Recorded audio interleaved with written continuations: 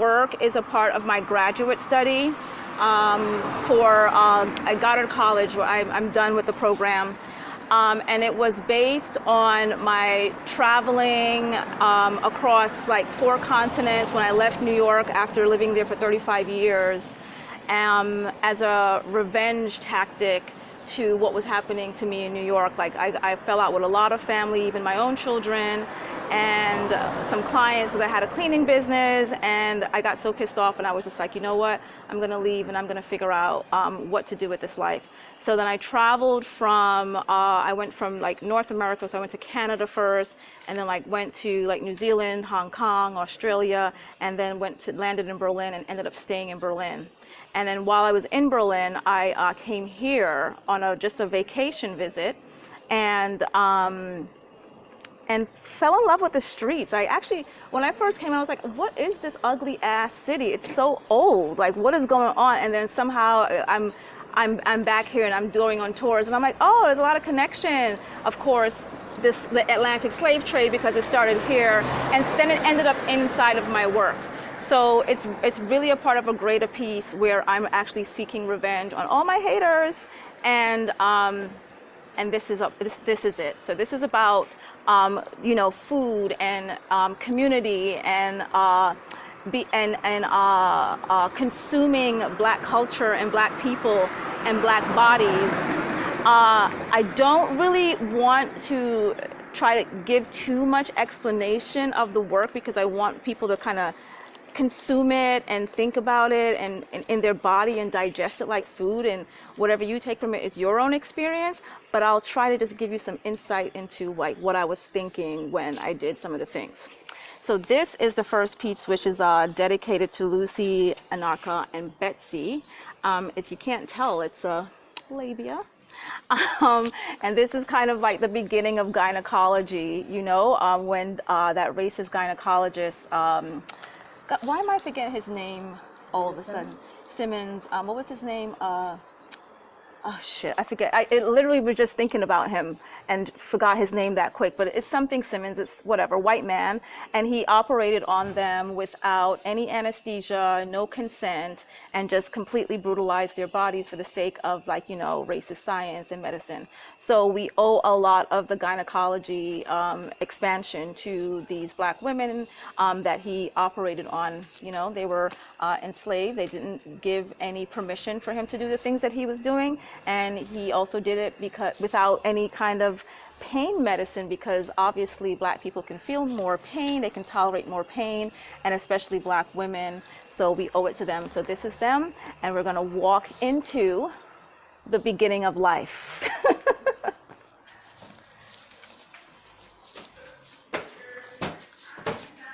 So this is for that why can't I remember his damn name? The Dr. Simmons. John Simmons? No, it's D. John? Simmons. It's something, God damn it, I was just thinking about it, and I knew his name, and now I don't remember, but he's really unimportant. So this is dedicated to him and everyone like him, asking for us to abolish whiteness, and whiteness comes in many forms. This light is supposed to be far more brutal than it is. This is the second iteration of this exhibition, and for whatever reason, the lights are never right. This light is supposed to be blinding, and that's a way for me to try and to have us kind of rethink how we think about whiteness, because a lot of things about whiteness pertains to being like pure and beautiful and clean, when in fact light and whiteness can be really harsh and in your face, and the truth is harsh. And sometimes the truth is white.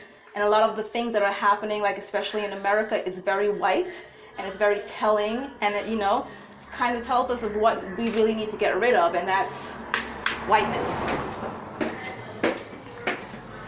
So this book, when I was doing my research, The Delectable Negro, I came across this book, and I had no idea that whiteness was so brutal that it actually physically consumed Black people. So someone had posted a chapter, I believe it's chapter 5, about eating Nat Turner online, and I read about it. Where basically Nat Turner, who was this he was an abolitionist, and he led a slave revolt. And when they finally caught up with him, they burned his body and they pretty much ate it. They like offered it, like, you know, you can go into the store and just be like, hey, let me get a tallow or something, you know, like his body was in jars. They tried to offer it to people to eat and to literally consume. So this book was like really, I did a lot of work surrounding the stuff that's in here about just how we literally don't see Black people as human beings, and, you know, and we're cattle and we will literally eat them.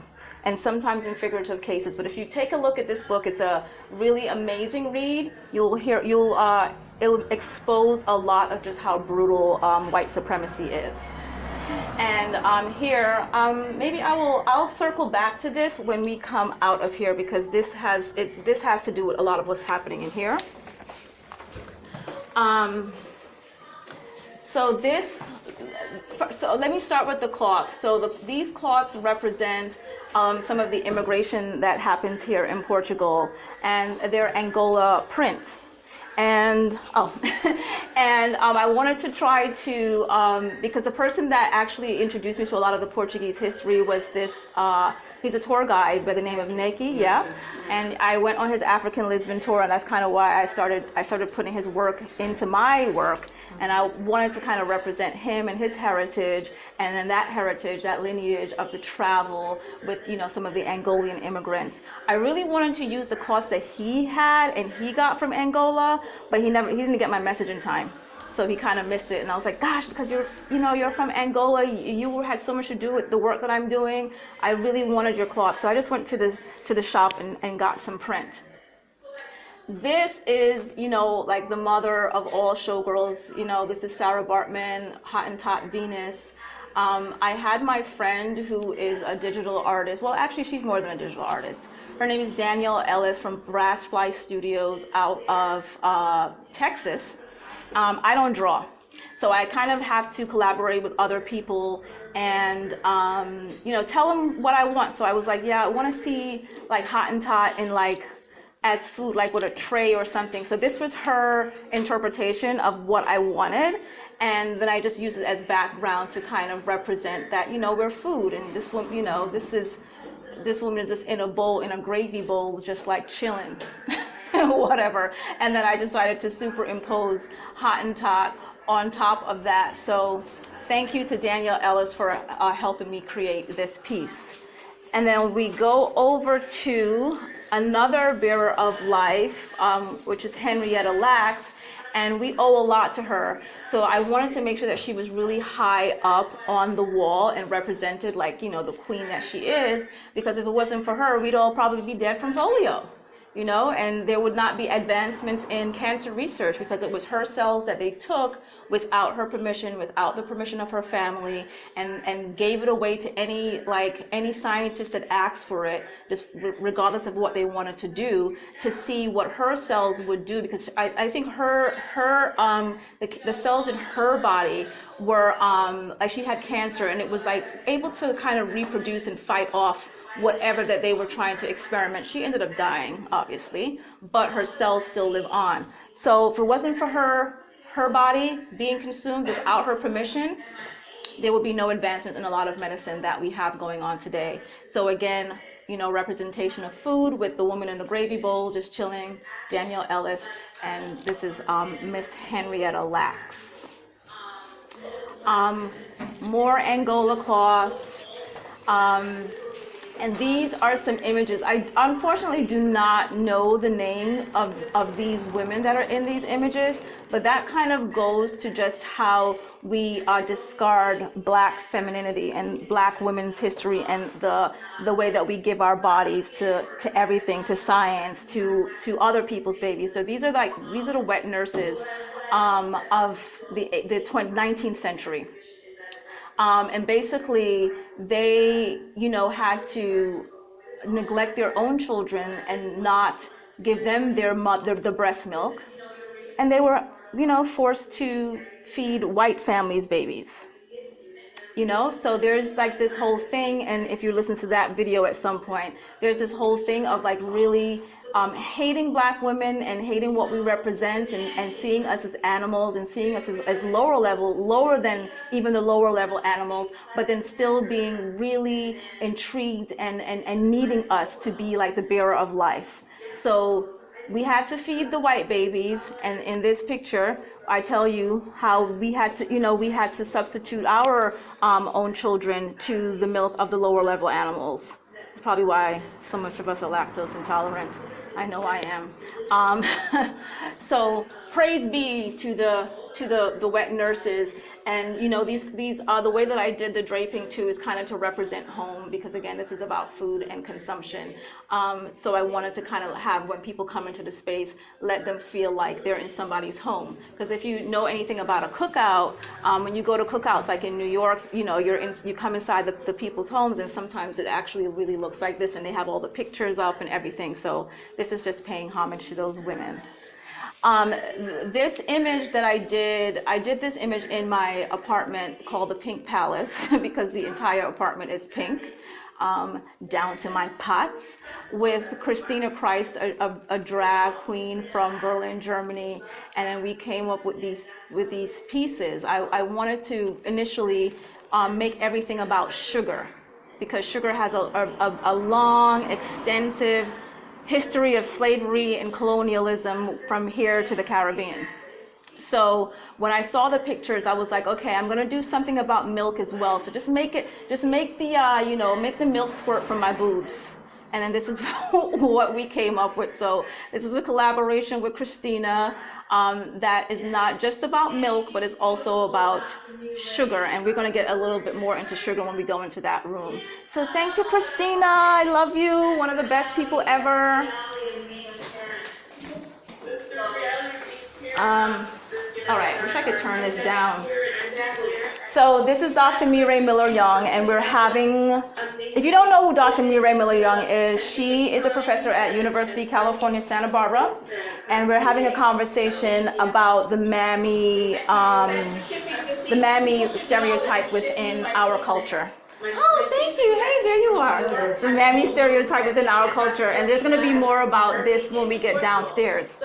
So if you get a chance, it's a 20-minute conversation about, just listen to it, because she's done a lot of extensive research on it, and we're having like a great just interpersonal conversation about how we're viewed within culture as asexuals, and I'll explain that when I get downstairs. So this is all about sugar. This is again the collaboration with Christina out of Berlin at the Pink Palace. And yeah, I wanted to make sure I had a representation of some sort regarding sugar, because it's so prevalent to our society, At one time it was like gold, and now you can get it for pennies. And here in Portugal, you can still see Black women on the sugar packets, that some people are like reading as kind of racist. I don't necessarily have that feeling about it, but a lot of people do. But then sugar is easily discarded. Nobody really cares. You can get it for pennies, but it's in everything. It's in everything, and it has such a rich history to our past, and how a lot of these countries, like my country, Jamaica, was colonized, and now how the island has. It's so hard to find something on the island that isn't like tainted with sugar and preservatives and things like that. And it's really sad kind of seeing how the colonialism has depleted that entire island, where the people don't even actually have free access to the beaches, and they're not even aware of it, But they put sugar in everything.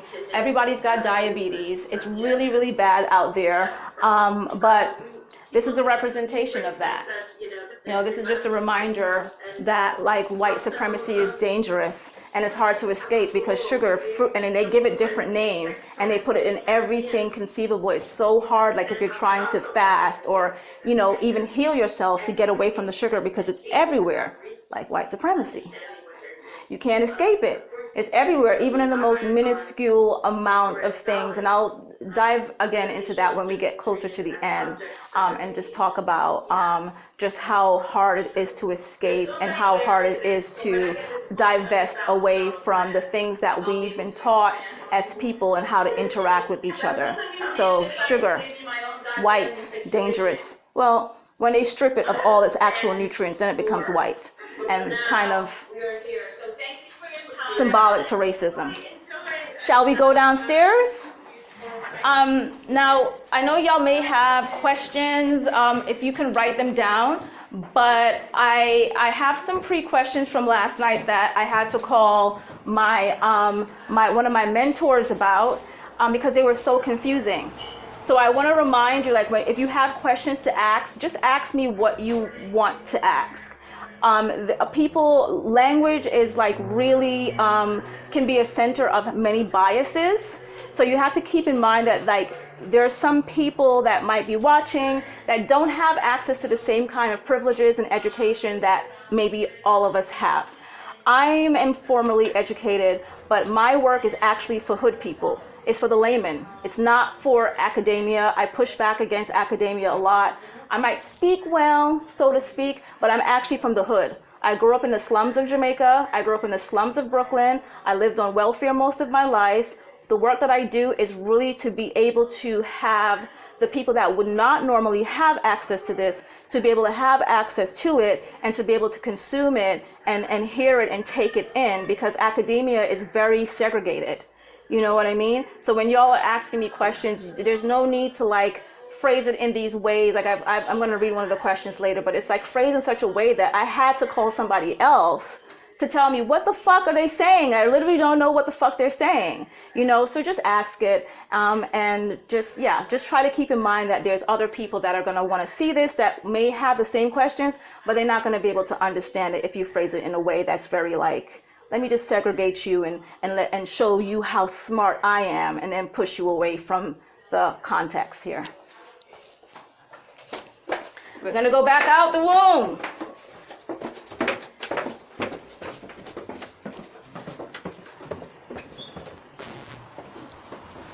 Come out the puss puss. Let's see here.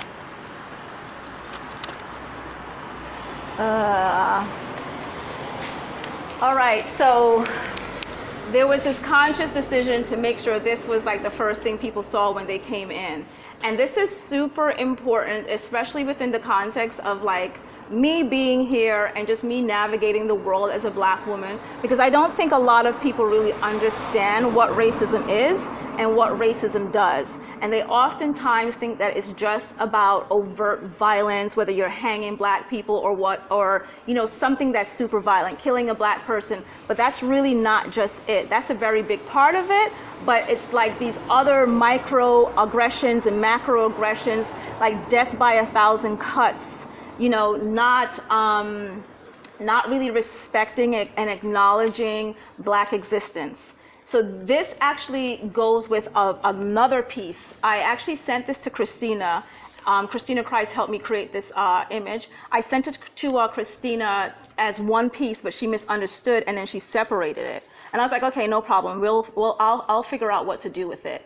So the other piece is like either down here or upstairs, I can't remember, but it talks about just like how white supremacy and oppressive powers, how they exclude Black people. They don't give honor, they don't give praise, they don't give reparations to Black bodies, and they don't acknowledge how much Black people have given to this society, from like, you know, the women that had to suffer to Henrietta. Like a lot of us sometimes don't even know anything about these people, even Black inventors, because even in our textbooks, they have deliberately eliminated that information to kind of wipe us away from that history. So when we think about what racism is and what it does, it really shows up in so many other ways that we have to be careful about. And I can talk about that later when like we stop.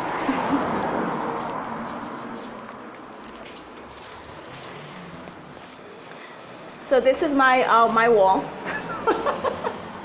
There's nothing to see here. It's just about me. You can take a look at the portfolio that I did for school. I think it was like Ended up being like 150 pages of work. Yeah, that drove me crazy, and I'm glad that it's over, and I never want to deal with higher education again. But you can you can take a look at that. Okay, so I hope that y'all are taking guesses. Did you tell them the clue? Not yet. No, okay.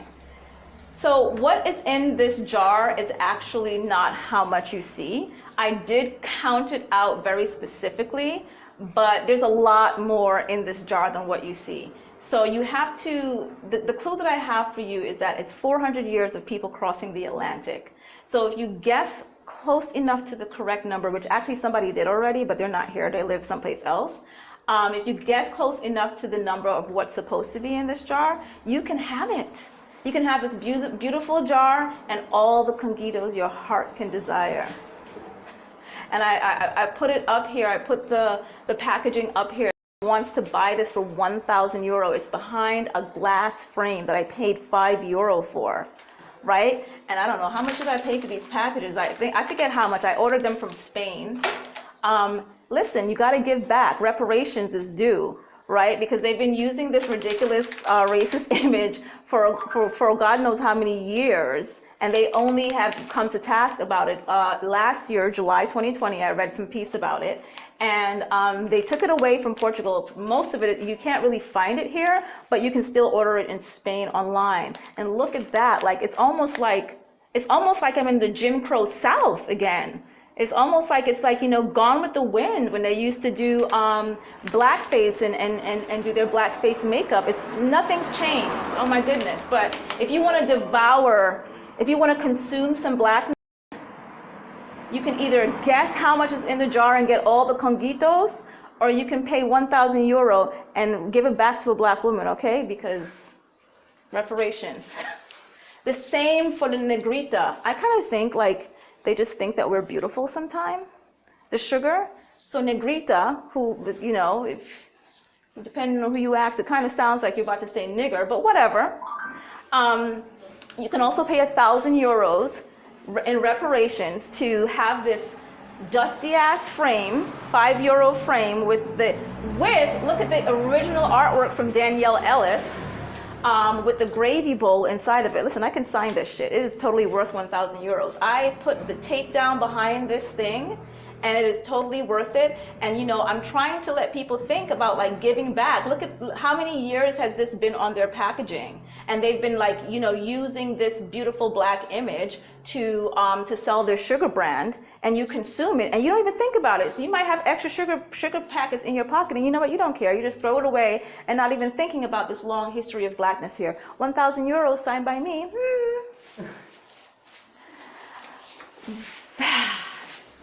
Uncle Nearest Green. So I only learned about him I think maybe a year or two ago. And as you read, this is the man responsible for actually giving Jack Daniels the recipe and teaching him how to distill whiskey. He was a master distiller. And why are we just now finding out about this a couple years later? Racism, yes, you guessed it. It's all about racism.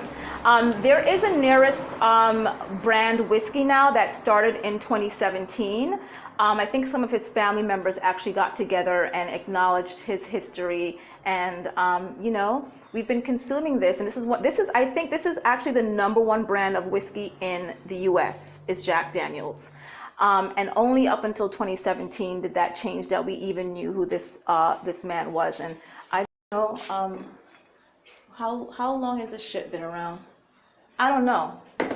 Jack Daniels been around for a pretty long time, but it was only in 2017 that we even knew that there was a black man behind this, and there's black people behind a lot of things. But we consume without knowledge, we don't know, we don't care, and now you know. So buy the Nearest brand whiskey, or you know, reparations. You can just send me money for letting you know this. Let's see. I'm gonna go back here. Okay. Do I even need to say it? Listen, You owe Black women, you do. You owe them for your medicine, you owe them for the advances in psychology, you owe them for a lot of the culinary recipes that you have. We're gonna get to that into the back room. You just owe us. Wherever you see a Black woman and you're like, oh my God, I don't know how to help you, just give us some money. You know, if you can't give money, that's fine, give us your help. But when you're thinking about, you know, helping Black people or Black women, you also have to remember that when you give that help, you should be totally competent and totally responsible. Because one of the things that ends up happening when we are trying to do better, let's just say, is that in the face of Blackness, we become completely irresponsible.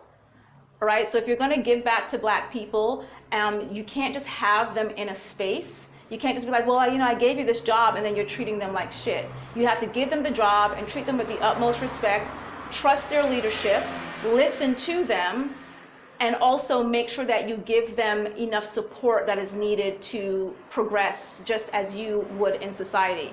Whenever you're dealing with Black people, particularly Black women, I think it's really important to ask yourself in the way that you're behaving around them, like, if this was a white man, would I be doing this? Right? So if you know damn well that if it was a white man, you'd all of a sudden not ask questions or just do things correctly. Make sure that when you're dealing with Black women in particular, that you treat them like you would a white man, which is with the utmost respect, utmost care. You just listen, you just do, and if they have a fucking holy fit, you just like, okay, they're having a holy fit. So, you know, deep down, just do that work, because there's a lot of like background work that we have to do in order to dismantle the way that we behave in the face of Blackness. This Vanilla is Black is a collaboration I did with Liliana Velasquez in Berlin. She's one of my oldest friends. I met her in New York when I was producing shows and burlesque shows, because I'm actually a burlesque show stripper. I don't like to say performer. When I was decided to do this work, what I was actually planning on doing was that I was going to create a burlesque act for individual pieces. So I was going to do one for ice cream, and if I did sugar, I was going to do an act for sugar, and for Mammy, I was going to do an act for Mammy. So I was trying to get her to create like potential props for each piece, so that I can figure out how I can, like, you know, put this piece into context. And this came up because I was watching a video with Dr. Maya Angelou telling her life story. And then she spoke about just how it was in the Jim Crow South, and how, you know, people, this kind of connects with this, and how Black people could not eat vanilla ice cream could not be caught eating vanilla ice cream unless it was July 4th. That's just how racist it was. Why? I don't know why. Like, they could eat chocolate, but they couldn't have vanilla ice cream because it would offend white people, right? So I wanted to, what struck me about that was like, wow, do these motherfuckers know that vanilla is actually Black? You know, like, we can't have vanilla ice cream when in actuality it's Black. And I wanted people to just know, don't forget that when you're consuming that shit, you're consuming Blackness, richness, nutrients, beautiful Blackness. And this is the Dr. Maya Angelou, and again, this is another collaboration with Christina Quartz.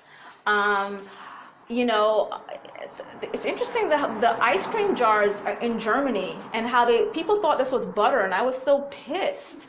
Like, no, it's not butter. You really think I'm going to be licking butter like this? Like, that's disgusting, you know. But the ice cream jars, for some reason, in Germany, look like it's a tub of butter, but this is all ice cream. And man, this was an exhausting thing to shoot. I gotta tell you, because being struck with Corona, that means I'm not on stage as much as I am anymore. So like, even dancing in these, and these are dancer shoes, was like really, really difficult for me. But I was really trying to, like, you know, push it into your face that there was a point in history where you didn't even want us to consume vanilla ice cream, so I'm gonna eat all of this goddamn vanilla ice cream. So there's so much more to this in terms of the pictures when I smother the ice cream all over myself. I wanted to do more, but this thing cost me like way too much goddamn money, and I was like, I'm not fucking this up. I paid a lot of money for that piece from a designer out in Toronto, so I didn't really get to like swim in the ice cream like I wanted to. And it's unfortunate that y'all didn't come to the opening because there was vanilla ice cream here, and it was actually quite delicious. Did you get it from the shop up the street? So Maria went and got it from the, what's the name of that ice cream shop around the corner? Down the road? Nanarella. Delicious, delicious vanilla ice cream. So I wanted y'all to consume it and eat it along with the watermelon. And the watermelon is prevalent in this case of the ice cream because the original ice cream truck song, which is not playing right now, was actually a jingle that went, "Nigga love a watermelon, ha ha ha ha." So that over time has changed, where they took out that those actual words and they just played the jingle. So like, you know, in America, I don't know how it is here, but in America, you know, like the signal of summer is hearing that ice cream truck tune come along. And this whole time up until like several years ago, I had no idea this was a racist jingle that they just like eliminated the language from, you know. So I don't know, I feel like the watermelon trope is not, where it came from is really not as deep as people might think that it is. I think that some white person saw us enjoying it and got pissed off. And then that feeling just kind of went on and turned into this stereotype. So it's a stereotype that ended up in our ice cream truck song. And here's, you know, you can read about some history of, you know, vanilla in ice cream. And anytime you eat ice cream, remember, that's right, Black people couldn't eat it either. So we're about to go into another womb, and then we're gonna come back out like rebirth. Oh, I forgot that I needed to this room. Oh boy. So okay. So back to Hottentot, right? So remember, if you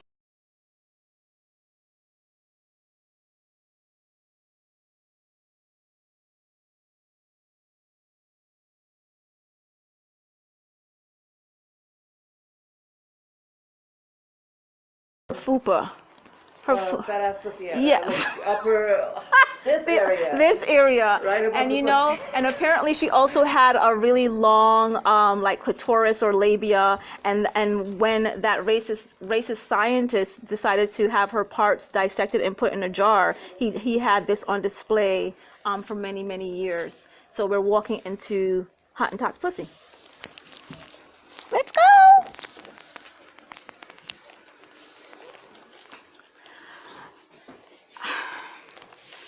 So, I'll wait for folks to come in. There's so much more that I want to say, and I can't remember anything. I wonder if Java is on. So this is Mammy, and this is pretty much the main focal point here, because Mammy, you know, represents the person within Black culture that is a mother, and she held up the household, and she held up a lot of white households. And that's what these videos that Maria compiled are kind of talking about, that Mammy stereotype within Black culture, and just how she was supposed to like just be jolly and serving her master and taking care of his children, neglecting her own, you know. So this table is a representation of that, like the Black woman's back, the Black woman's burden. Oh my God, I'm in this room again, I need water. Sorry, this room has a smell that gets into my throat. David, I'm sorry, David. Yeah, Can you see if they have any water, please? Thank you. I usually light this room with some sage before I come into it because it's so strong. Yes, please. Thank you. Holy shit. So, oh, it's a video. Oh, the videos aren't playing. Can you ask them to turn the video on for me? Thank you. Thank you. You're the best. You got some? Oh, they have it. He has a bottle. Okay, here you are. Thank you so much.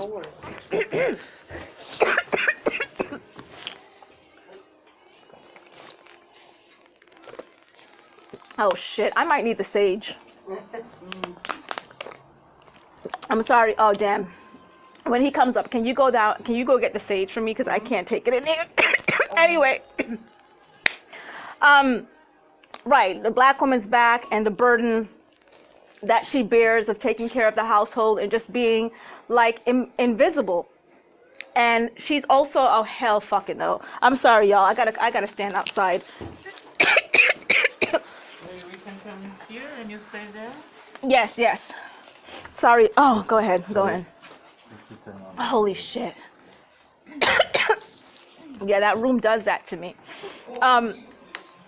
Anyway, yeah, she's seen as asexual, and not attractive. No one is necessarily attracted to her. She is just there. So the videos that are playing under her skirt, oh my God, it's a reminder that, yeah, she was once sexualized, obviously, because she definitely bore children, but she still exists there. She still has some sexual appeal, some attraction. So I put the video under her skirt so we can be reminded that our dear old mammy, also potentially has a pussy that does amazing things, that bears life. So you're able to look under her skirt. And I chose this draping, a very rich looking red fabric, because I wanted to kind of represent that stereotype in a way that also felt beautiful, so this draping was actually really important to me. The choice of material, she couldn't just be any old red material. She had to be something really silky and look really expensive, because a lot of times within the culture, we really don't regard her as anything beautiful. And on the table is a lot of the imagery that came out of that mammy stereotype, and that's the Aunt Jemima pancake mix. And that pancake mix, Jesus, this is fucking murdering me. Do you have any cough drops? I'm sorry, y'all. Can we take this? Can we come outside and I can explain to you what's on the table? I'm sorry, I can't.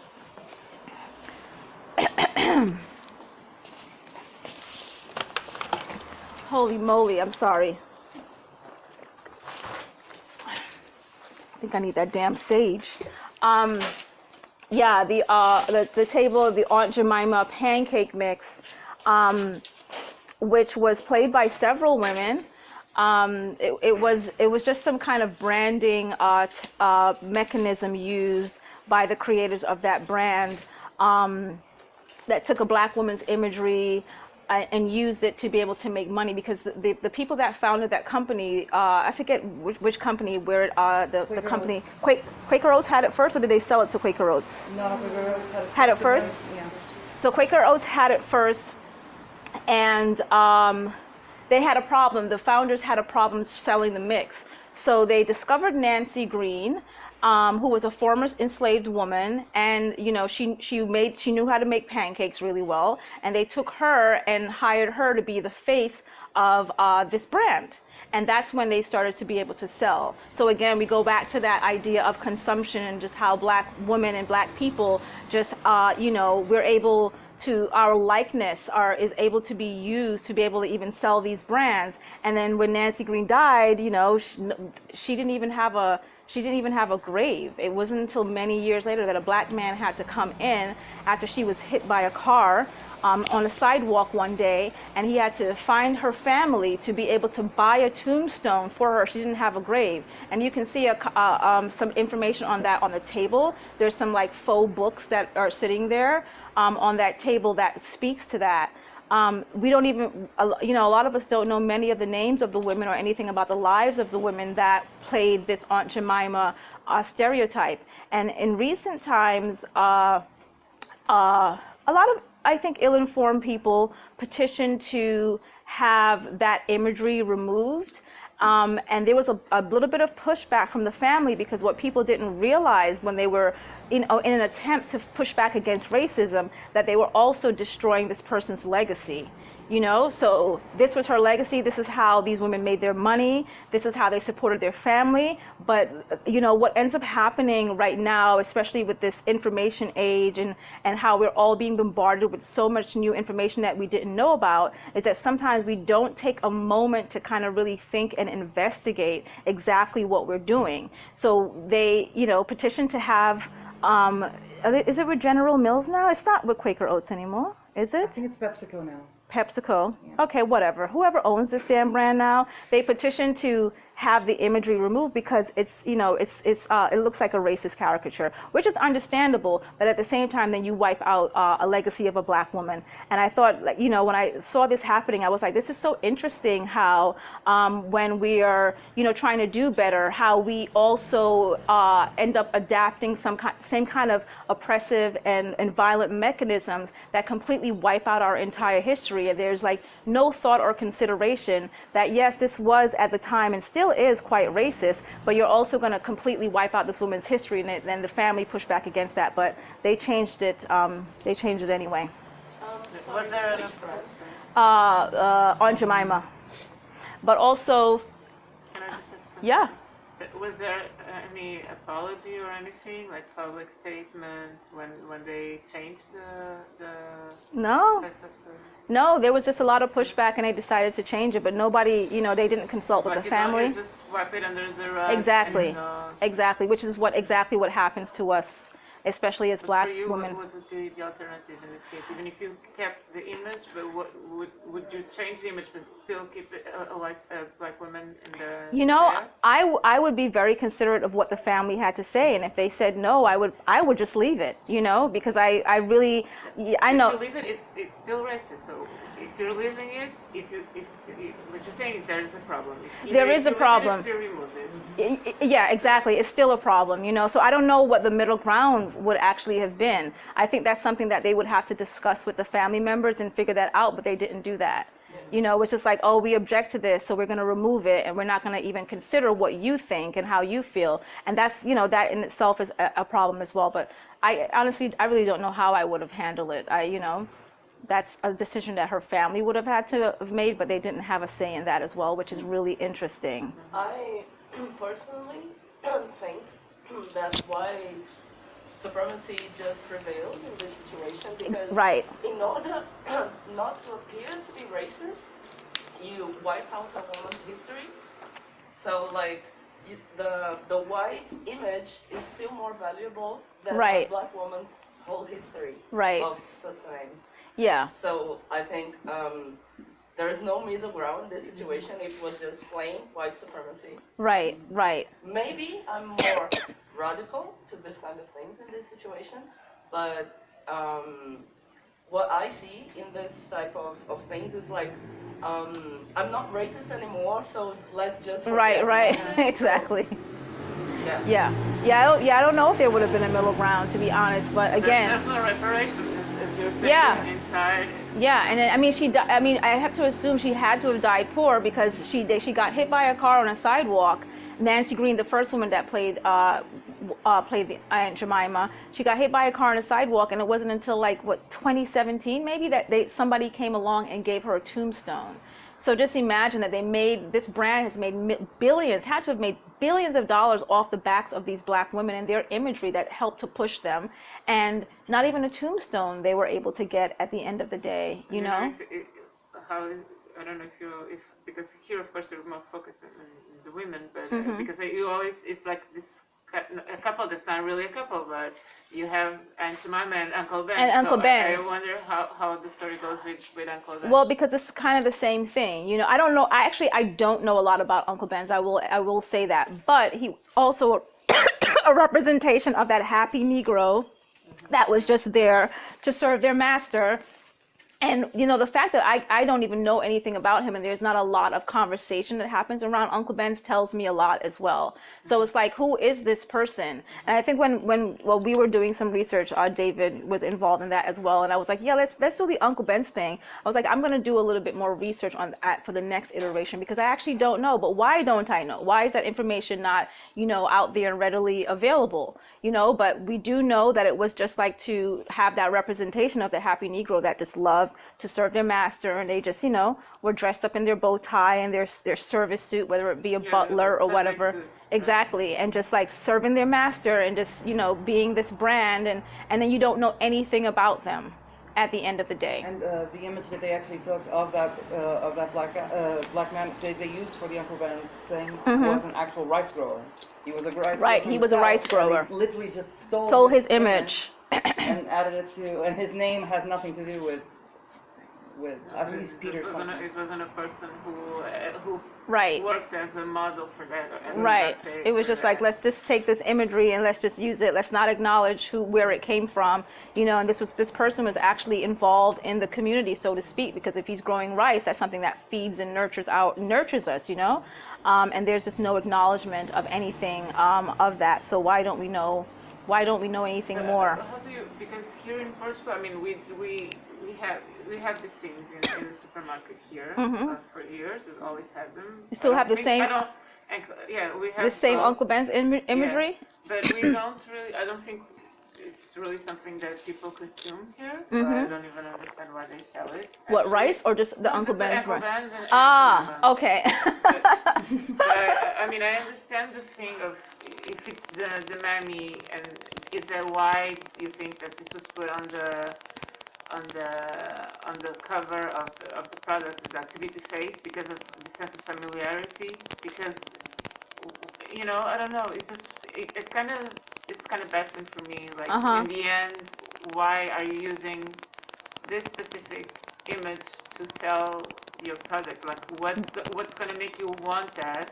Right. It's coming from it's because it's going to serve you, but you only do that with black people in this case. It's very specific. But here, everything like in just the kids meals, everybody's blonde with blue eyes, and people in Portugal are not blonde with blue eyes. So, like, I mean, they're not. Yeah. You know, so it's just like, but we're still selling that. So it's like here, it's like we sell what we want it to be. Right. That superiority. Right. I think, but what would be the justification for that? For the Aunt Jemima? Yeah, when you have the black people there. Yeah, because that's. Here we don't have. I don't think we don't have black people in anything when it comes to products, unless it's congitos, which is not a person. Right. Right. So it's just whatever. You're right. It's less than. As you're You're right. saying. Right. But like recently, someone texted me, showed me this. You know, before when I was a kid, they used to sell chocolate cigarettes. I don't know if anyone here remembers that. And then they stopped selling it. They stopped selling it. And All the Portuguese people are like, yes. No, they sent me this picture and they're like, do you think this is racist? You know, this is like an old picture. But and then I asked my friend who lives here, and he's from Brazil, and he said, well, yes, we used to have this in Brazil, but there was also an ad with a white kid smoking a cigarette, but you know, then it says chocolate, and then you see the chocolate boy, whatever. But the black kid is far more well known than the other kid. And you always make that remark, like, you know, just to, I don't know, it's just really... You know, I feel like in Brazil, this kind of thing still exists. In Brazil, that was the Little Nigga commercial. Oh my Really? Jesus. Yeah. Oh my God. Well, I feel like, because when I went to Brazil, I was actually really stunned at the fact that everyone I saw was light skinned. I went to Rio. No. No. Wait. Name the. No. It was. I think we were in Rio. We were in Rio, and I was like, okay, what the fuck is going on here? Why is everybody like whitened?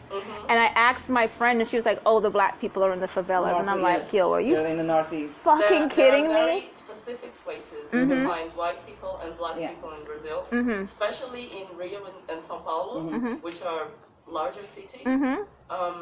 We come from the northeast of Brazil with like the highest rate of black population in the country, but it's still very evident to see where you can find black people, where you can find white people in not only day-by-day situations as work or anything, but like where white people have fun, black people are working, and where black people have fun, white people don't go because it's too dangerous. It's too dangerous, So I think there's a word for it called apartheid.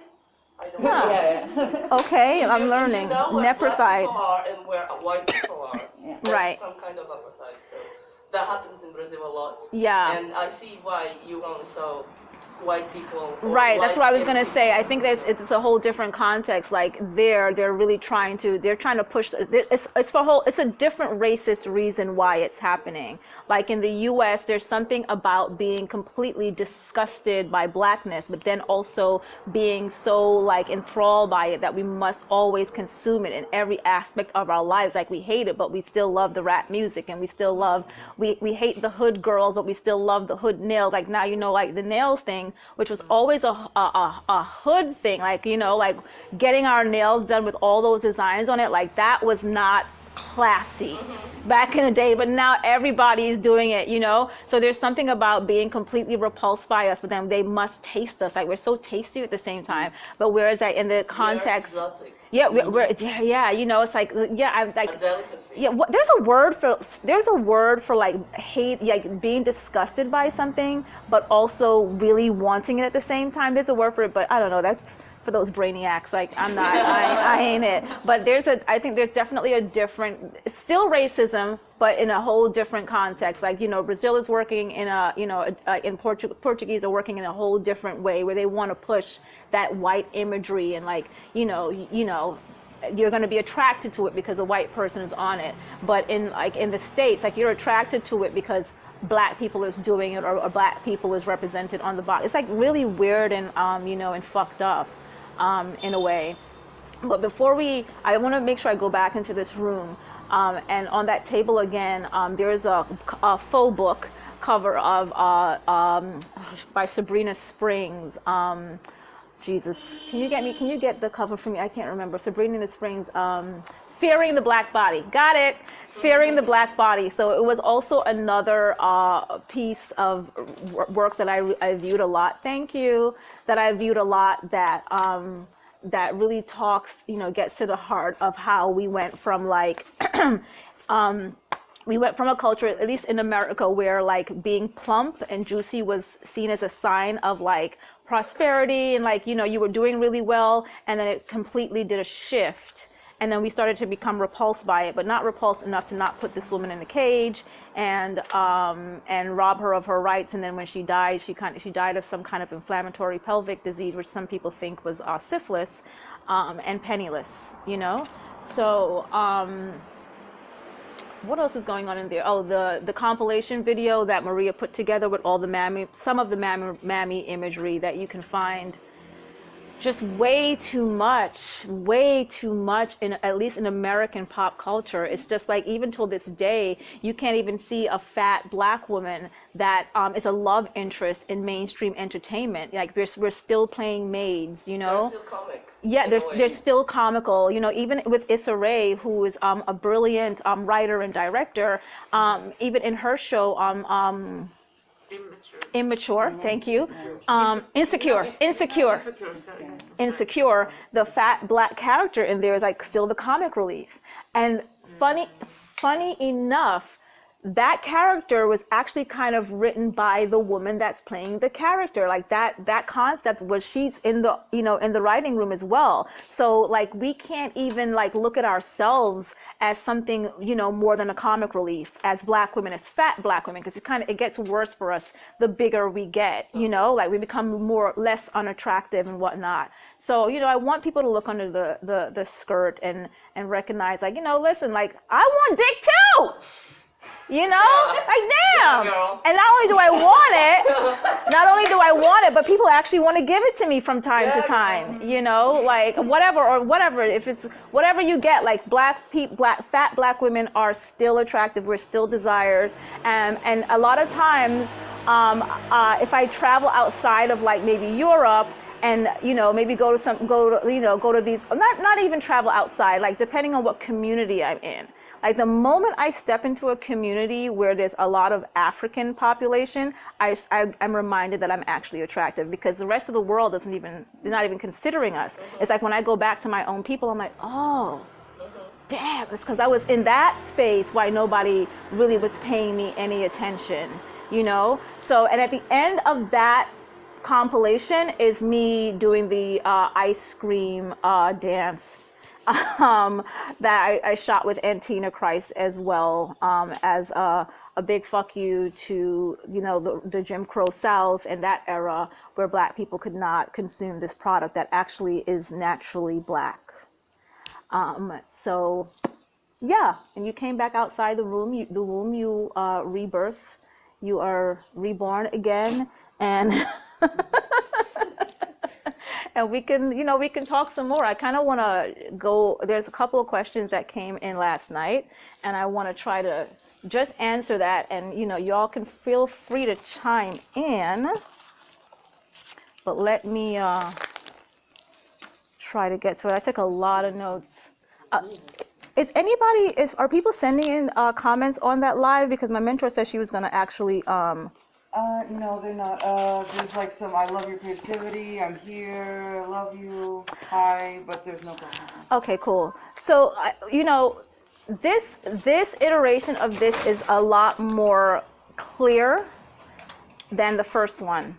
I did the first piece in September last year in Berlin, and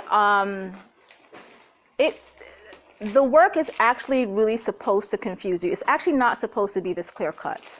But because of like where I'm at, budgeting, time, because we kind of did this in like a very short span of time. I wasn't really expecting to do it, and I actually should have only done something there. But then I decided I'm just gonna like take up this whole space because it's also a part of my graduating presentation, and I was supposed to shoot it in Berlin live in June.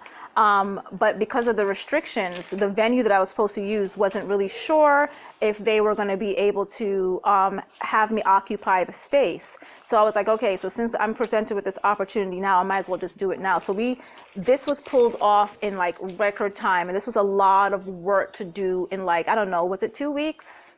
Yeah, 2 weeks. 2 weeks, week and a half. So this was no easy feat. That's all I can say.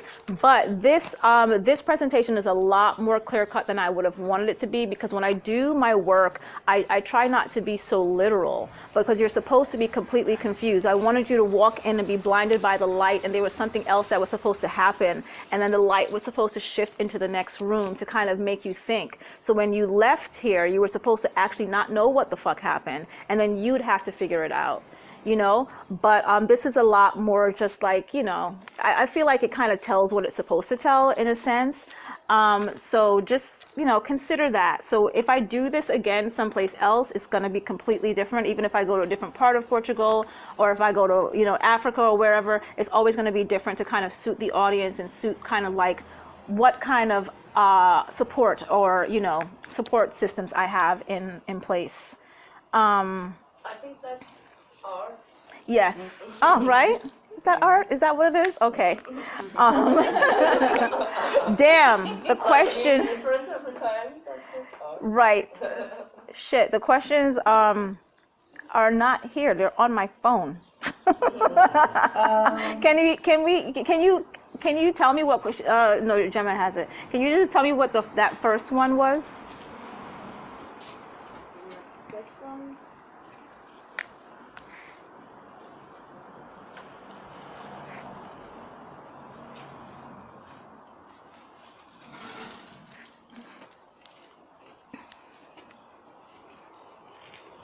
First one was spending time with your work, unfortunately only online. I'm really interested in this intersection between activism, pleasure, and consumption.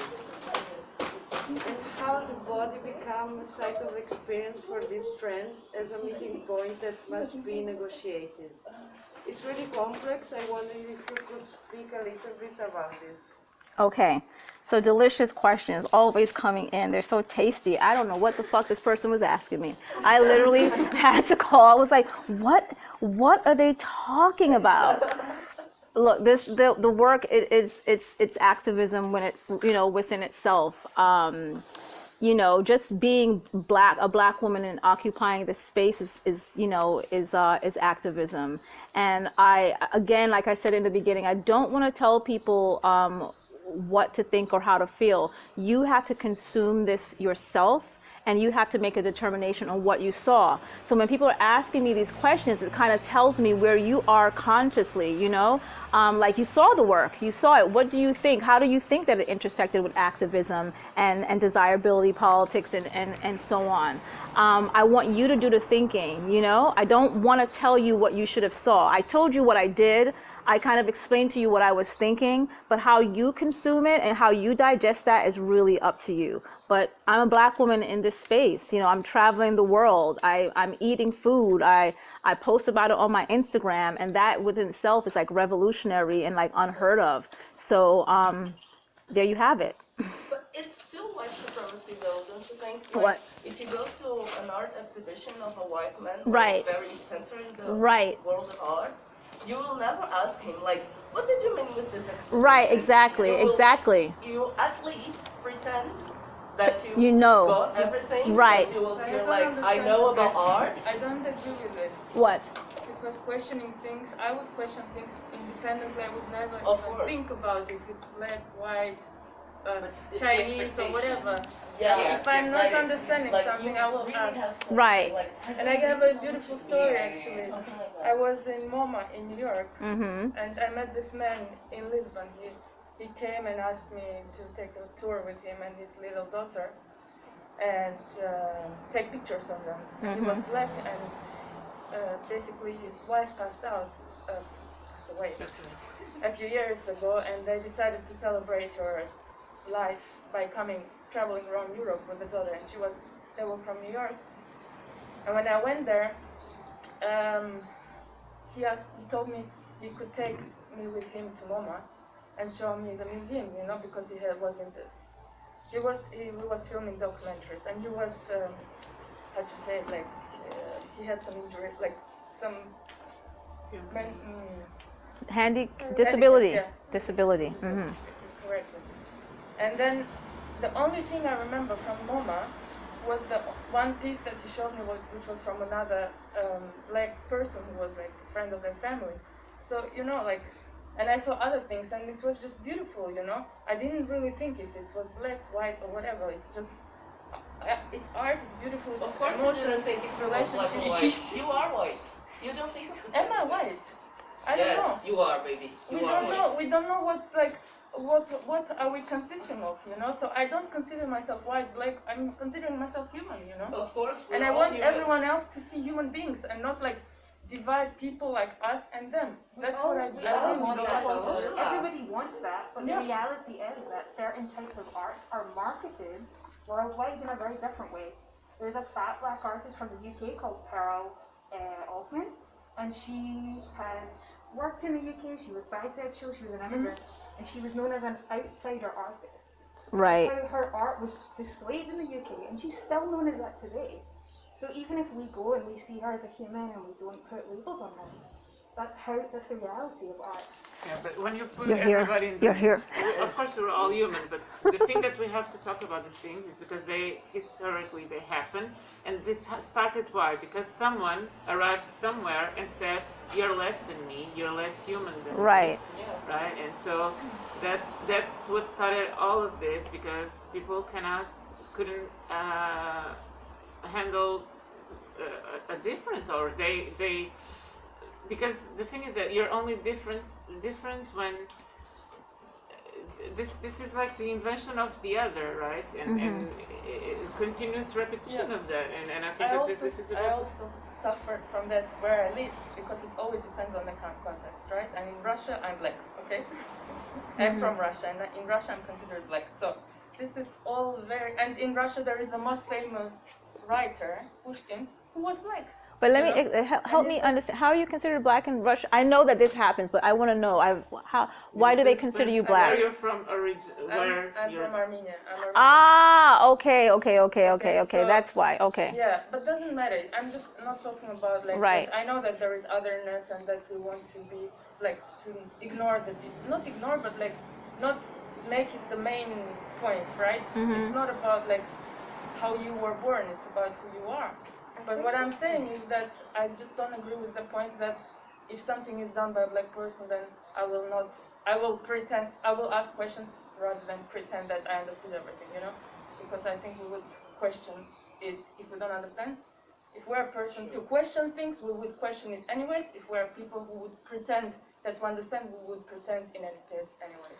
Well, That's my I personally, I don't want to get into that habit of having to explain my art, especially when it's, well, for me, I'm the one that did it, right? I'm just like, well, it's clear what's going on here, but I don't want to get into that habit of doing that, because especially when it comes to stuff like this, I want people to really think about where they're at when they're asking these certain questions, you know? Like, what are you going to take away from it? I don't want to put into your mind what you should have taken away from it. So I want people to really sit with it and really digest it like food, and like really taste it. And then what are you going to do? How are you going to bring it back into your community? Because a big part of this exhibition is to confront racism. That's really the point. The point is to be very in your face and confront racism. But how you take each individual piece and all these micro information that's hidden in there, what are you going to do with it? You know, how are you going to consume that and then put it back out into your community? So I don't want to tell anybody, like, I don't, you know, how the intersection of what activism, and I forget what the other activism, and I don't remember, and pleasure, you know, food is pleasurable, you know, like it's delicious, and it offers community, you know, and anything that I do as a Black woman can, you know, easily be considered activism, because I'm always, you know, active in trying to like change the dialogue around how we're seen and the things that we do. So, you know, it's really, I don't want to be answering questions like that, only because I want people to really think for themselves. You know? Can you tell me the second one? Yeah. That was another one. The second one too. I was like, what? I also read you're talking to Maya Angelou. and it really moved me. This is more personal, but I wonder if you could speak about what it means to you to reclaim and honor voices whose fullness of experience has been subject to shame. So this idea of Right. getting so many. Yeah, another, so I wrote the piece. It's available on my website, you know, and the question seems like it's a very personal question. So what I would say to that person is, how did it influence you, you know? How did you feel when you read the piece? I can't tell you, you know, I can't answer these questions for people. I wrote it. You know, I put the information there. So they're actually asking me something I've already answered in the work that I already did. So I can't really give them any kind of straight answer, you know, to things like that. It's like, you know, how did you experience it? What was your journey as you were reading it? And that's what I would that's the answer that I have. The answer is there in the work itself. When I said about you always want to question like Black artists or Black intellectual people, whatever, I meant it in a way that it's always so, for a white person, it's always so far away, always so hard to reach. Like, it's always exotic for me, so I'm always asking simple questions. I mean, of course, everyone has the right to ask questions if you are in serious doubt of that, but also, we have to consider that white people can also like educate themselves first. Yes. In order to go to an art exhibition like a Black artist. Right. Like, it's not really hard to do. Mm-hmm. So, yeah. Was that your question about Maya? No. Oh, okay. Like, No. I was like, fuck. Let's do that again.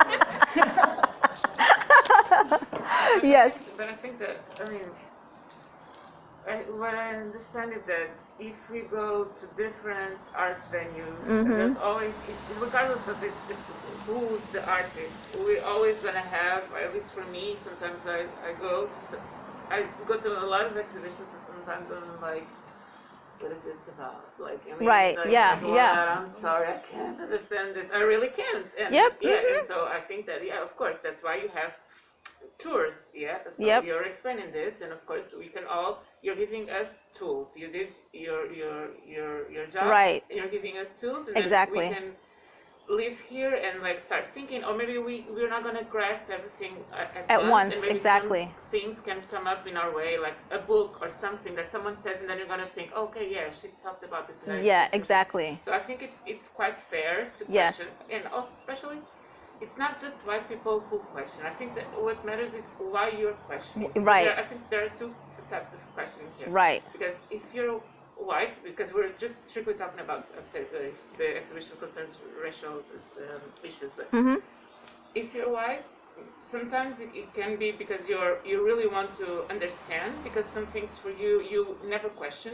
And right. So this person is saying that this is racist, and you never thought about it like this. So you really want to learn, and you want to educate yourself, and that's why you actually went there. Right. Because otherwise you wouldn't have come there. Right. And then also, sometimes it can also be that you're just like, you're just being lazy, and and you're forcing that person to go through that all again and do right. it for you. Right. And you're not really changing. You're just making me right. Do your work for you, but that's not going to change you, because you're not really. You're still experiencing something through me. You're not actually changing within yourself. Right, exactly. But I also think that something that you spoke about when we were upstairs, that's very important. It's like whenever I go to a museum, to an art show, etc., it doesn't matter who the artist is, and even if the artist is black, or even if it's a book launch, whatever, I've done all of the things, and I always wonder, why don't I see black people here? Why or not? Why is always more white people when I'm doing this? I'm not doing this for white people. It's not about white people. I'm doing it for me. But sometimes even if what I'm doing is not political, I don't care. I just want to talk about, I don't know, something that has nothing to do with that, even though someone's always going to put that label there because I'm black, but I don't care. Sometimes I just want to talk about something else, not about colonialism or anything. Right. Still, it would make sense to have all kinds of people there, and if you're inviting people and you're announcing that, etc. So why don't black people come? And when they come, do they also want to talk about it? Or do they also ask questions? I mean, so do they experience it? It's because, I mean, when I saw this announced, I sent this to a lot of people. Thank you. And I shared it on my Instagram and whatever. And I'm like, and actually, my friend is the only person who came with me. And a lot of people are like, yeah, when are you gonna go? And I was like, I mean, guys, it's several days. I can only go on Sunday. Right. Just go, because it's gonna be good for you. We don't have to be together, to go together. You just show up, and if I'm there and you're there, we'll see each other. So, I mean, sometimes I'm very disappointed also in black people, because I mean, if it's free, if you know it's accessible, if it's a black person, why aren't you there supporting it? And you always, because for me, sometimes, unfortunately, I mean, I understand, because sometimes black people don't have the means, but when one of us finds a way to do things and push forward, and if it's someone that's coming from a different perspective, why aren't we here? I mean, celebrating that, understanding that, helping each other, connecting. So that's really annoying to me. So I mean, sometimes I think I agree.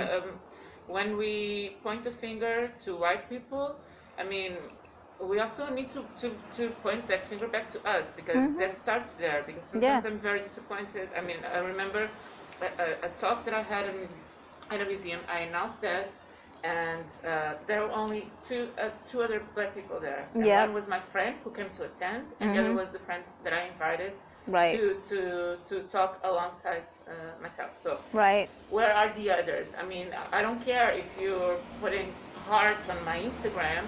If you're not there for me, if I don't see you there, I mean, that makes a difference. Because I mean, I know how long it took me to go to that museum, to occupy that space. I'm there, I'm talking, I'm showing my work that concerns a lot of different things, and it's a white audience. So I mean, sometimes I mean, you can find the excuses that you want, but whatever excuse you can give me, I've been through that. So not having money, this and this and that, I've been through that. So if I'm there, I mean, come with me, come see me. I will also go support you. So, but sometimes I also go to exhibitions by black people, and who do I see there? Not us. I I'm wonder. Sorry, so for me, this is really. Here's your chance to be anti-racist in real life. I mean, guys. Please no, take yeah, it. because I mean, if it's just, I mean, it's not just, yeah, on Instagram, you're sharing and sharing and sharing whatever quotes, Oh, and the then hill, you're the not hill. there when people need you. I mean, and sometimes I just need you. I mean, if it's even if you don't have money, okay, just there are free stuff. You have things you can even walk there. So I mean, Yeah. I don't care if you really want it. Finish, Yeah, please. no, I'm done. It's my sorry for my rant, but it's No. it's true. I mean, I'm upset, and that makes me not want to share Right. stuff, you know. No, yeah, I kind of wonder about that. I mean, there's like it's like so many dynamics to that too, because I kind of wonder sometimes in the spaces that Black people don't come to, is it because we're burdened with so many other things? You know what I mean? Like what's going on in our lives that we can't even bring ourselves out the house to come and support another, you know, Black person doing all this great work. So I wonder what the emotional baggage is that's happening with us, the psychological baggage that's happening with us. But then in the other context, there's a whole lot of Black people supporting Black people, you know. Sorry, I'm gonna tell you just something. Uh-huh. I used to think like that because Uh-huh. one time I was invited to talk at a library, Yeah. and it was an academia context that you were talking about. Mm-hmm. So I understand that sometimes the languages of the theaters, of the museums, whatever, it pushes you away. It pushes you away, as you were saying. exactly, I agree with you exactly. on that.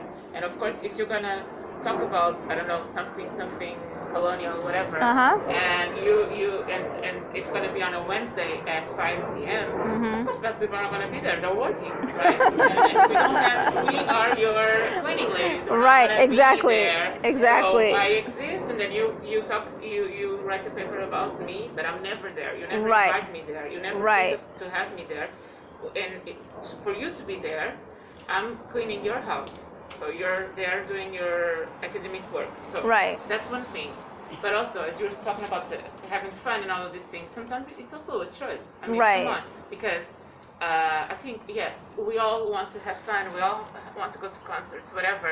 But I mean, it's your choice also, because something, it's just one day, okay, I understand you cannot go. But this happens with everything and everybody. Yeah. But Mhm. when you have different, it's time after time after time, and you're not there. Right. You always see the same group of white people. I mean, something is wrong. I mean, because it's a choice also. You have to choose to be there, to want to be there. I mean, I work as well. I mean, we have to try and make a commitment somehow. If you can only go like half an hour, 15 minutes, just, I mean, is it really something that you cannot do? Because otherwise, what's the point? Right. If I'm just like, okay, well, but no, why am I bothering? If Right. white people cannot really come, I Mhm. mean, if you're saying, okay, this is not for us, this space is not welcoming for us, okay, Mhm. I'm there, I'm welcoming you. Where are you? Right. I mean, Yeah. So, I feel like that kind of It's, conversation, that kind of in for at least New York City is concerned. Well, America is concerned. I feel like that changed a lot. You know, like when Black people are doing things out there, the conversation is just completely different. Like it used to be like that, but it totally changed. And when we're doing Black events, it is heavily supported. So I think it really depends on where we are and like what conversations that we're having in our communities. You know. I think we have to consider also that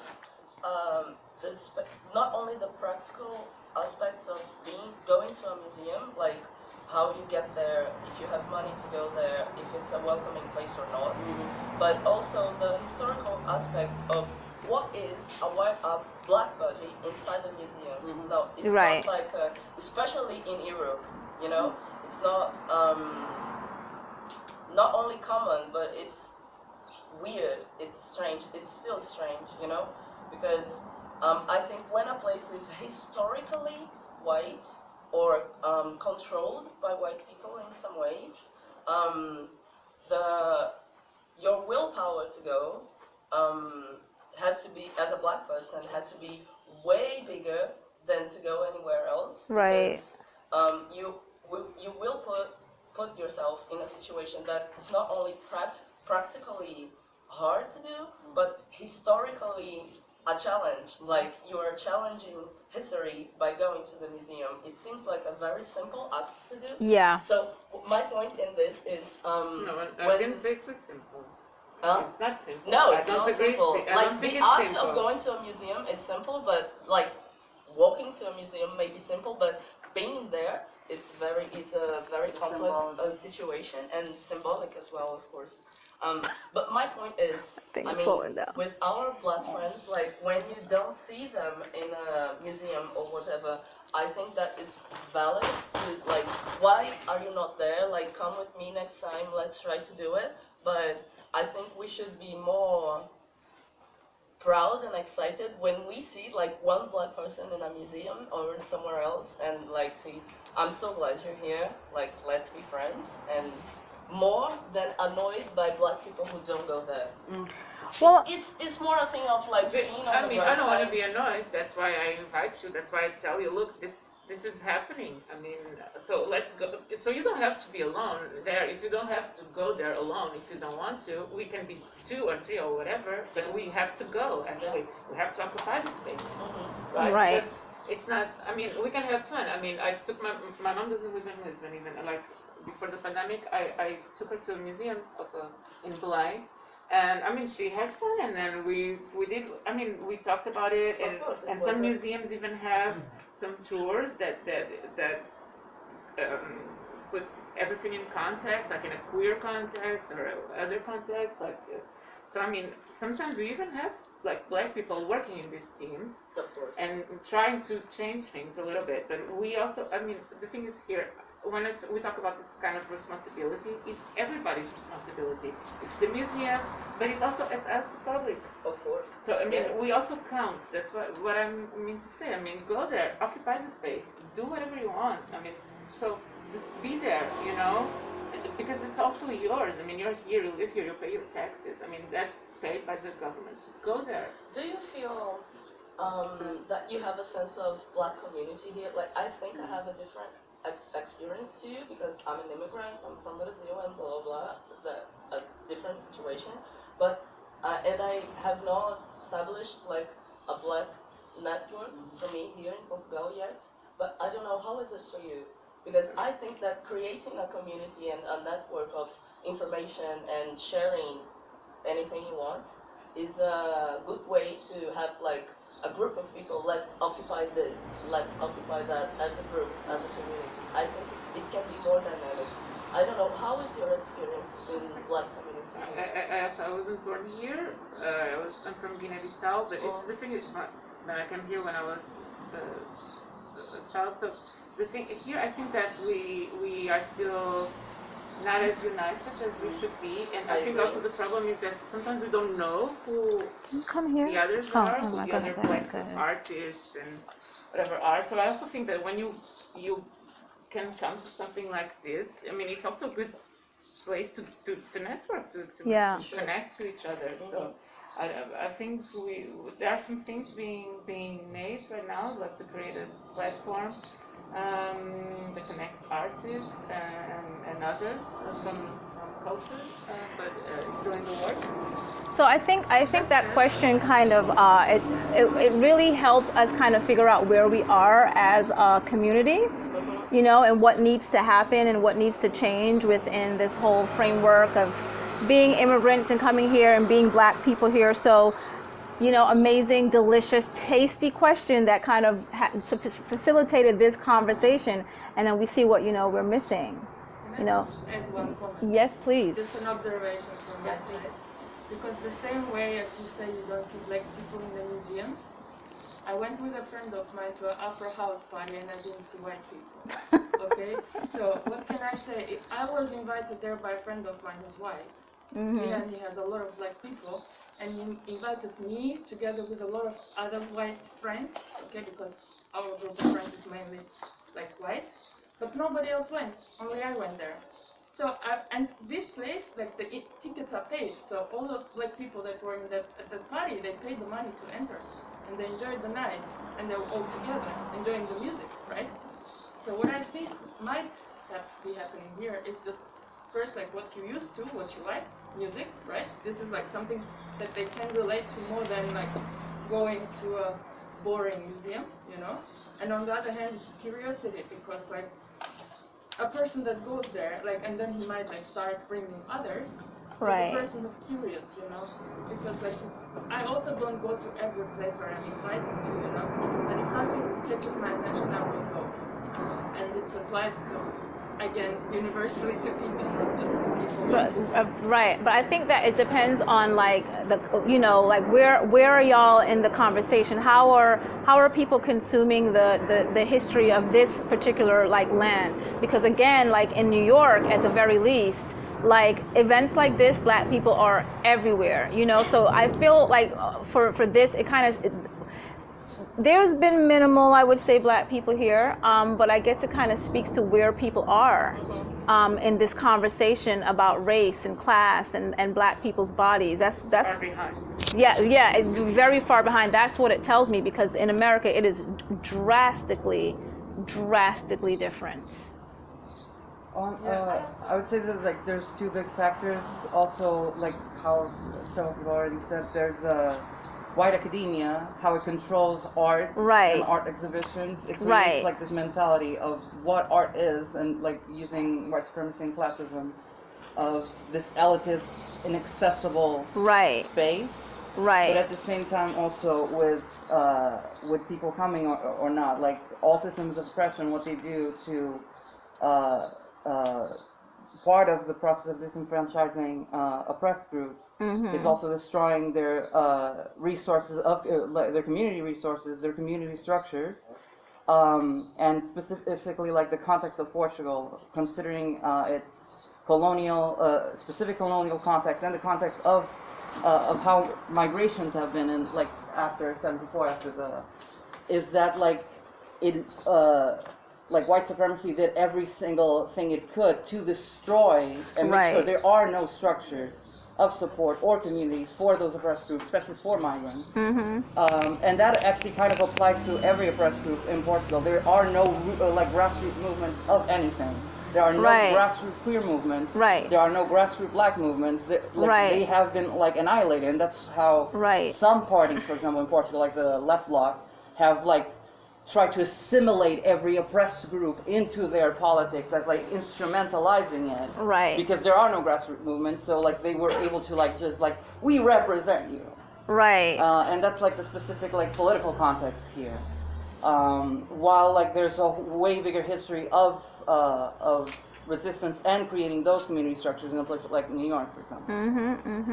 I mean, I hear this conversation a lot in a lot of Black spaces. On some level, it disturbs me because, and I don't want to veer too much far off from the whole consumption thing.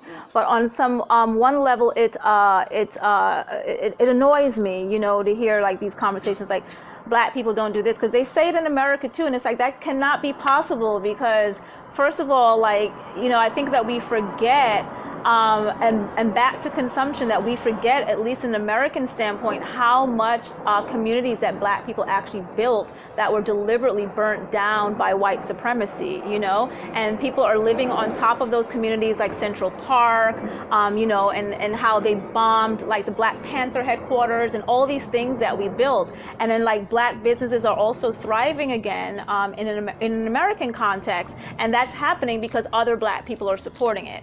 So white supremacy kind of, you know, it seeps into your subconscious, and it makes us constantly say things like, why are we not supporting each other, when in fact we actually are. And there's so much proof of that, and I'm talking about in American context. There's so much proof of that. Like when we have our we do our Juneteenth thing, which commemorates my organization, the Black Sex Worker Collective, is going to commemorate our birthday for Juneteenth in the U.S. Because it's about Black liberation. When we have our Juneteenth events, Black people are there. You know, when there's a whole lot of African arts festivals that happen, Black people are there. Like it couldn't exist like if we weren't there, like consuming and supporting each other over and over again. But again, I feel like here, the conversations are just drastically different. There's a whole lot of catching up that still has to be done here, where I feel like in the States, we're probably like at least 50 years ahead. At least 50 years ahead in the conversation, you know, and just the way, because even here, when I was here last with Nikki, and I said something about, oh, there was a statue that we had passed by on the tour, and I was like, well, why don't people just tear this shit down? And he's like, this is Portugal. I'm like, what? No. I'm like, what? They supposedly vandalized one of those statues. I don't know if he showed you the one with the Yes. kids and the kids. Yeah. So that's vandalism. Yeah, exactly. Yeah, and so there's this argument that you can't erase history. Like if you take down a statue of exactly. genocidal Yeah. son of a bitch, Right. you're erasing history. Whereas in America, I think we're we've just selling it properly, you right, know, yeah. place. They People literally have the tear it places they down. deserve. Yeah. That's a bit like the discussion that you said about the Jamaica, because people are freaking out because of some things that we want to remove from some of these colonial monuments. So, but like you're erasing our history. Yeah, but erasing a murderous supremacist history. That's like completely different from like more. There's like a whole new project for that they want to do for like the white soldiers of the anti-colonial war. It's like in Horta, they literally fucking want to do it's not just like removing, it's adding more. Like. Can we just before we get what time is it? Where are we? Midday 36. Okay. Whoa. Can we get to the last question? And if anybody else has any questions, 'cause I want to go to that demo. Last question. Well, she has a question, but you can go ahead and ask. Oh, sorry. I don't know. Oh, two. There's two more. Sorry. I thought you were waiting for. Oh no. But maybe you can merge them into one. One of them is related to the fact that the exhibition has a lot of collaboration with Christine, Liliana, Dr. Miller, and also thinking about your founding the Black Sex Workers movement. I'm curious about how collaboration nurtures your practice and how it happens, and if it is. I understand. And the other question, so you can maybe. It might be too much. Give me one. My brain. Let me answer. So when a lot of the work that I create, it just kind of happens organically. Like a lot of it is not really planned. Or some of it maybe it happens 3 months earlier, and then somehow I was able to like meld it into the current work that I'm doing. So like for instance, with the whole stuff with the sugar and all that, I knew I was going to try to create a burlesque piece about it, but I had no idea I was going to put it into this exhibition. It wasn't until I saw the pictures and I was like, oh, okay, this is going to fit perfectly into this conversation, so let me, include it. And that's kind of how everything happens. And when I'm like planning future work, even though I have 2 other projects on my brain, one of which was the very initial thing that I wanted to present. When I applied for this, I was going to actually pitch that piece and then scrapped it all together. And then another piece that I just told David about, which is about sexism, I have those on my brain, but what ends up happening is kind of just organic. I really don't plan it. I kind of wait for my body to tell me what's going to happen, so it's kind of intuitive how I work. I'm very emotional. That's what they say about cancer people. I'm emotional, so I work a lot off of my emotions and how I feel and what feels good and what tastes good and what's like delicious in that moment, and then it just kind of happens. So then I'm constantly doing work because I'm crazy, and then somehow it magically fits into stuff that I'm about to like really explore. And what was the other one? So actually it's related because your practice involves so many different kind of formats and forms and communities and collaborations, and like looking at your bio, you've passed from so many different moments in your journey, and I'm just curious about what's coming up in the future, next project, next several of them for sure. There's the 2 that I just mentioned. I don't know. First of all, I need money. I need money to. That's the biggest problem. Is that the one that I spoke to David about, which is about reversing the Ooh, you okay? The one which I spoke to David about, which was about reversing the lens on the victim narrative, which is called What Was He Wearing? It's really about just really trying to center the agitators of sexual violence. Because, you know, you hear it all the time when something happens to somebody, whether it be man, woman, child, or even a dead body. They're always like, well, what was she wearing, you know? Yes. So I kind of want to refocus the lens on the perpetrators of sexual violence and ask, I want to know, what was he wearing? What was he doing before he committed this act? You know, what was going through his head? What prompted him to do this? And we're not going to go nowhere with that shit, because literally the wind blows and they're like, let me rape somebody today, you know? So so that's one of the things that I want to explore with David, because he does like, you know, 3D work and things like that. So because of the Corona pandemic, I have to just put it in, it has to be a virtual thing for the most part, depending on if I'm going to be in Germany or the US or wherever it happens. And then the other thing that I was thinking about was when I first visited here and I just saw the streets, and they're so long and cobblestone and hilly, and I was like, oh my gosh, I just want to have people braid my hair down to the ground and come sit with me and tell me stories, and I'm just going to be there 24 hours, just sit there, and different people will come and they'll braid my hair, and then we'll talk, and, you know, we'll dance or whatever the hell happens, you know, and just like in the middle of the street in Lisbon. So that's what's like on my brain now. Tell me when it is. You know, as soon as somebody gives me some damn money, you know, I'm trying to build up my Patreon and get to a decent number of patrons every month, so that way I can afford to do this work, because I personally do not like doing grant applications. It's like it's a labor, it's like grant welfare, it's like dealing with the welfare system. I absolutely hate it. So unless one of my mentors who does a lot of the grants for my organization writes the grant, I'm probably not going to write it. Or if I do write it, I do not know how to explain my work when it's time to write it. It's very difficult for me unless I'm like sitting and talking with Jovelyn, who's another mentor of mine, and then she comes up with this language and I'm like trying to hurry up and take notes, because when I try to like put it out there and try to tell people what I'm doing and what's the purpose, I can't do it. It's really, really difficult for me to do it, to write it down on paper. So I'm just trying to just do the work and put it on the YouTube and put it on my website, on my Patreon, and hopefully get enough money to do it, because that's the biggest barrier. It's about, you know, finances, and, you know. How long are you going to stay here? Say it again?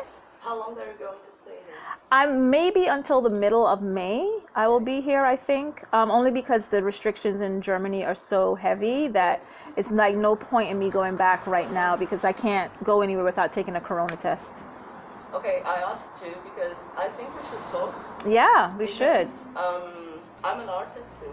Uh-huh. I'm a musician, but I have these experiences on writing Yeah. musicians to submit art and Yes.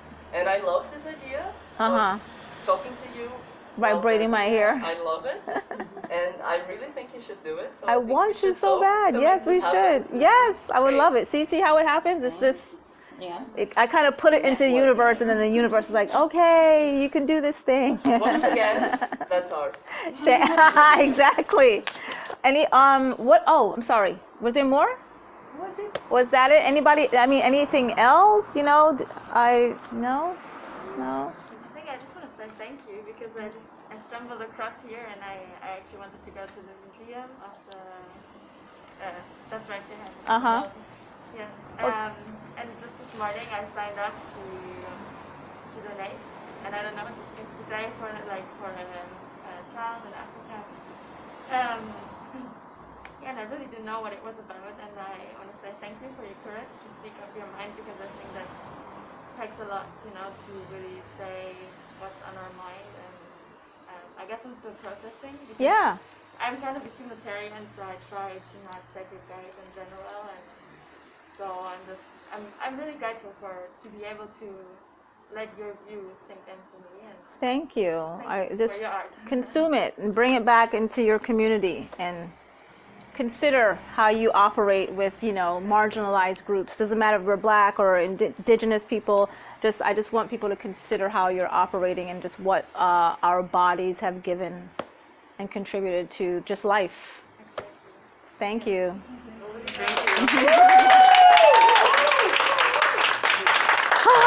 We did it.